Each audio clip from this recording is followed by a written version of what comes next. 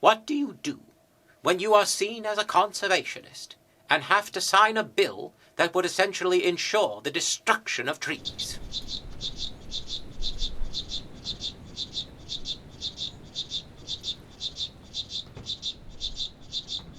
The year was 1907.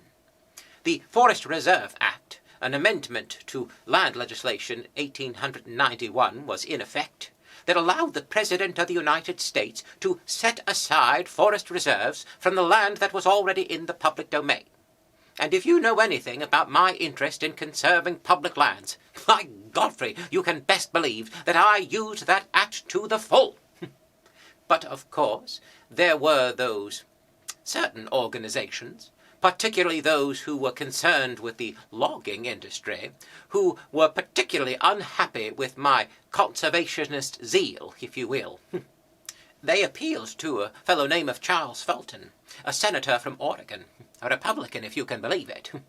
He agreed with their concerns, and was not particularly happy with me, and decided to attach an amendment to the Agriculture Appropriations Act of 1907, which was going through the House and Senate at that time, and it stated, "Hereafter, no forest reserve shall be created, nor shall any addition be made to one heretofore created, within the limits of the states of Oregon, Washington, Idaho, Montana, Colorado, and Wyoming." The amendment also went to the trouble of making sure that they were no longer called forest reserves, but national forests, in order to make it clear that forests were to be used, not preserved. As if I had some sort of difficulty understanding it. The bill was passed with amendment on February 25th, 1907, and awaited my signature. The trouble was that Appropriations Act was designed to give more attention to the farmers of this country, which they sorely needed and deserved. I had 10 days before my signature had to be upon that amended act. I was in a terrible fix, and Fulton knew it. I dare say he was practically sharpening his own cross-cut saw in preparation for the bill's passage. Fortunately, I also had an ally in the United States Forest Service, the head of the department himself, Gifford Pinchot. He was a fine fellow, who not only understood my plight when I approached him in his office, he was also forward-thinking enough to understand what forests needed to be protected and conserved in those very 6 northwestern states.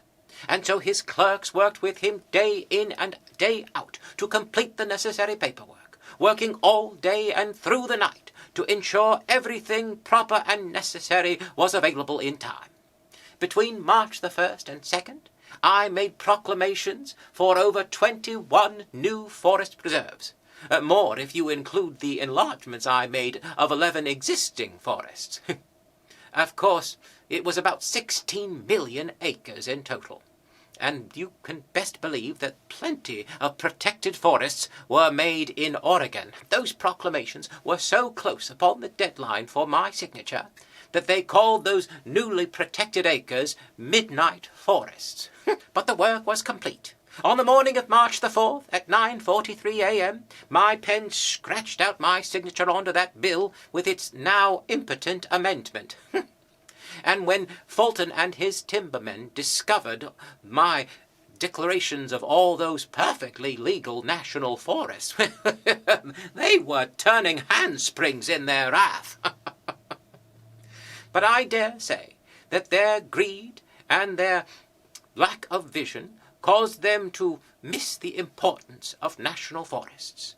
They, of course, have a primary purpose of protecting the water supply for not only the animals, but also the human beings surrounding them. Also, it ensures that there is lumber available, that it is made available for different purposes, but that it is not created at the price of an entire forest.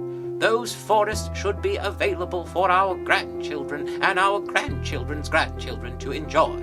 It is my hope that these national forests will serve their purpose for years to come, regardless of anyone's short-term financial hopes. And may those forests stand tall and proud for generations to come.